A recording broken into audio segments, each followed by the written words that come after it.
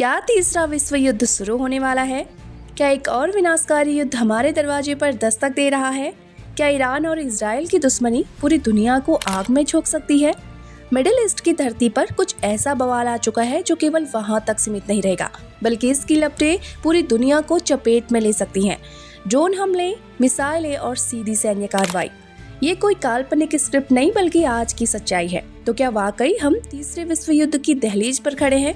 आइए जानते हैं इस टकराव की पूरी कहानी कि क्यों दो महाशक्तियां एक दूसरे को मिटा देने पर उतारू हैं और इससे दुनिया को कितना बड़ा खतरा है। इस संघर्ष की शुरुआत दशकों पहले हो चुकी थी। धार्मिक मतभेद, क्षेत्रीय प्रभुत्व की लड़ाई और सबसे अहम न्यूक्लियर हथियार। ईरान शुरू से ही इजराइल के अस्तित्व को नकारता रहा है। वहीं इजराइल ईरान को एक ऐसा खतरा मानता है जो हर वक्त उसकी सीमाओं के पास मौजूद है। पिछले साल अक्टूबर में हमास द्वारा इजराइल पर हमला हुआ और हमास को ईरान से समर्थन मिलता है और यहीं से इजराइल ने अपने ऑपरेशन शुरू कर दिए। 13 जून 2025 को रात के अंधेरे में इजराइल ने ऑपरेशन राइजिंग लायन के तहत ईरान की न्यूक्लियर फैसिलिटी और मिलिट्री लीडरशिप पर अचानक हमला कर दिया। इस हमले में नतांज, तेहरान और इस्फहान जैसे शहरों में मौजूद ईरान की संवेदनशील न्यूक्लियर साइट्स को निशाना बनाया गया। ईरान ने जवाबी कार्रवाई करते हुए उसी रात 150 मिसाइलें और 100 से ज्यादा ड्रोन इजराइल पर दागे। पर अब सवाल ये है कि इजराइल ने अचानक ईरान पर सीधा हमला क्यों किया? असल वजह है न्यूक्लियर हथियार। इजराइल को खुफिया सूत्रों से पता चला कि ईरान 60% यूरेनियम प्योरिफिकेशन तक पहुंच चुका है। अगर ये 90% तक चला गया तो वो परमाणु हथियार बनाने की स्थिति में आ जाएगा और इजराइल ये रिस्क नहीं लेना चाहता था। इसी वजह से उसने ईरान के न्यूक्लियर साइट्स और उसकी सैन्य लीडरशिप पर सर्जिकल स्ट्राइक की और इस हमले में ईरान के मिलिट्री चीफ और कई बड़े अफसर मारे गए। अब आइए समझते हैं कि इस लड़ाई में कौन कौन शामिल हो सकता है। ईरान के साथ सीरिया, हिजबुल्लाह, हूती विद्रोही जैसे प्रॉक्सी ग्रुप्स हैं। वहीं इजराइल के साथ अमेरिका खुलकर खड़ा है। उसके अलावा ब्रिटेन, फ्रांस और कुछ यूरोपीय देश भी उसके समर्थन में हैं। चाइना और रसिया ने भले ही खुलकर कोई पक्ष ना लिया हो, लेकिन ईरान से उसके संबंध छिपे नहीं हैं। अब बात करते हैं दोनों देश की सैन्य ताकत की। ईरान के पास लगभग 6 लाख सक्रिय सैनिक और 2 लाख रिजर्व फोर्स हैं। उसके पास साहेब 3 जैसी बैलिस्टिक मिसाइलें हैं और साहेब 136 जैसे ड्रोन हैं, जिन्हें रसिया भी यूज करता है। ईरान की नेवी स्ट्रेट ऑफ हॉर्मुज को कंट्रोल कर सकती है, जहां से दुनिया का एक बड़ा हिस्सा तेल खरीदता है। वहीं इजराइल की ताकत टेक्निक में है। उसके पास सिर्फ 1,70,000 सक्रिय सैनिक हैं, लेकिन 4.5 लाख रिजर्व फोर्स तैयार है।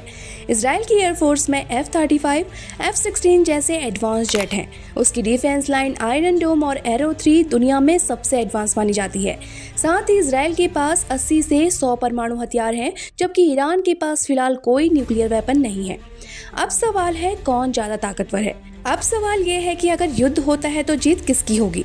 अगर लड़ाई सीमित और तेज एयर स्ट्राइक तक रहती है तो इजराइल को बढ़त मिलेगी, लेकिन अगर युद्ध लंबा खिंचता है और ईरान अपने प्रॉक्सी ग्रुप को एक्टिव कर देता है तो इजराइल को चारों तरफ से दबाव झेलना पड़ सकता है। फिर भी न्यूक्लियर ताकत के चलते इजराइल का पलड़ा भारी रह सकता है, पर तब नुकसान पूरी दुनिया को झेलना पड़ेगा। आर्थिक रूप से देखें तो इजराइल काफ़ी मजबूत है। उसका GDP लगभग $520 अरब है, जबकि ईरान का $380 अरब। इजराइल की GDP पर कैपिटा करीब $55,000 है, जबकि ईरान की महज $4,500। ईरान पर इंटरनेशनल सैंक्शन है, जिससे उसकी अर्थव्यवस्था जूझ रही है, जबकि इजराइल एक टेक हब है और सैन्य टेक्नोलॉजी का बड़ा निर्यातक भी। अब जरा जनसंख्या पर भी नजर डालते हैं, जो किसी भी देश की सैन्य ताकत और रणनीतिक क्षमता को प्रभावित करती है। ईरान की कुल जनसंख्या लगभग 8.9 करोड़ है, जबकि इजराइल की जनसंख्या सिर्फ 99 लाख के करीब है। यानी आबादी के लिहाज से ईरान इजराइल से लगभग 9 गुना बड़ा देश है। हालांकि ज़्यादा आबादी का मतलब ज़रूरी नहीं कि ज़्यादा ताकत, लेकिन इससे ये ज़रूर समझ आता है कि युद्ध की स्थिति में ईरान के पास मानव संसाधन कहीं अधिक होंगे। फिर भी टेक्नोलॉजी, ट्रेनिंग और इंटेलिजेंस के मामले में इजराइल अपनी छोटी जनसंख्या के बावजूद कहीं ज़्यादा संगठित और सशक्त नजर आता है। अब सवाल उठता है, क्या ये तीसरे विश्व युद्ध की शुरुआत है? अभी तक तो बड़ी शक्तियां सतर्क है, लेकिन अगर ये युद्ध फैलता है और अमेरिका, रशिया, चाइना जैसे इसमें प्रत्यक्ष रूप से शामिल होते हैं तो ये लड़ाई सीमित नहीं रहेगी। तेल की कीमतें पहले से ही आसमान छू रही है, शेयर बाजार गिर रहे हैं और दुनिया खौफ में जी रही है।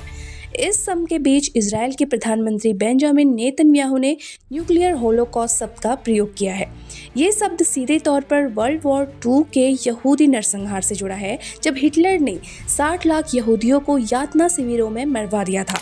इजराइल इस इतिहास को कभी नहीं भूलता। इजराइल के प्रधानमंत्री बेंजामिन नेतन्याहू का कहना है कि ईरान एक दूसरा होलोकॉस्ट करने वाला था और उन्होंने उस खतरे को समय रहते रोक दिया। लेकिन क्या यही रास्ता सही है? क्या किसी संभावित खतरे को रोकने के लिए सीधे हमला करना जायज है? और अगर हर देश इस नीति को अपनाने लगे तो क्या दुनिया में कभी शांति बची रहेगी? आप नीचे कमेंट करके बताएं, क्या इजराइल ने सही किया? क्या ईरान वाकई न्यूक्लियर बम बना रहा था? और सबसे बड़ा सवाल, क्या हम तीसरे विश्व युद्ध के मुहाने पर हैं?